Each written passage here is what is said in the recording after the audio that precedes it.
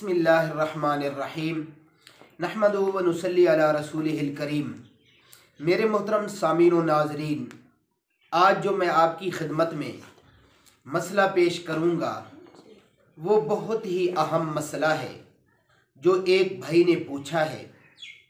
आप हजरात की खिदमत में मैं पेश करता हूँ और आपसे गुजारिश है कि सवाब की नीयत से इसे आगे भी पहुँचा दीजिए।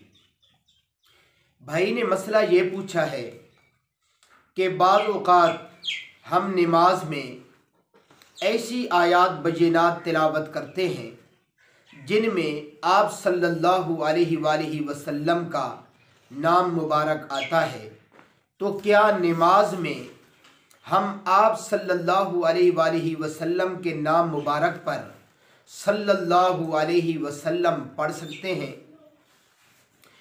तो जिस तरह आयत करीमा मुहम्मदुर रसूलुल्लाह वल्लदीना मअहु अशिद्दाउ अलल कुफ़्फ़ार, और इसी तरह एक आयत करीमा है मा काना मुहम्मदुन अबा अहदिम मिर रिजालिकुम वलाकिन रसूलल्लाह व ख़ातमन नबिय्यीन, और दीगर ऐसी आयात बय्यिनात या दुरूद पाक पढ़ते हुए सल्लल्लाहु अलैहि वसल्लम नमाज के अंदर ही कहना, क्या ये जायज़ है?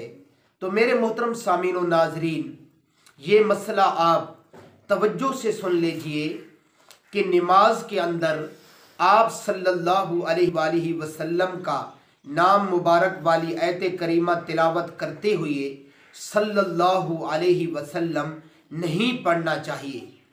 लेकिन अगर किसी ने पढ़ लिया आप सल्लल्लाहु अलैहि वसल्लम के नाम मुबारक के ऊपर सल्लल्लाहु अलैहि वसल्लम, तो इससे नमाज फासिद नहीं होगी। पढ़ना तो नहीं चाहिए, लेकिन अगर किसी ने पढ़ लिया तो इससे नमाज फासिद नहीं होगी। अल्लाह रब्बुल इज़्ज़त मुझे और आपको अमल करने की और आगे तक पहुँचाने की तौफीक अता फरमाए। व आखिरु दावाना अनिल हम्दुलिल्लाहि रब्बिल आलमीन।